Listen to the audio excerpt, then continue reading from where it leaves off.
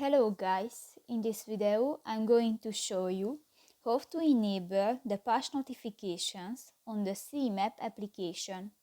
But first of all, I just want to mention, please don't forget to subscribe to our channel, because at 100,000 subscribers we are going to show you our YouTube revenue statistics and growth strategy, how to make money online. So let's jump into it.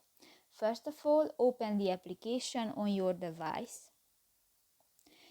Tap to the settings icon, scroll down, and you can find in the push notification section and just click to the on, and new the push notifications is enabled. So that's pretty much it for this video guys. See you in the next one. Bye bye.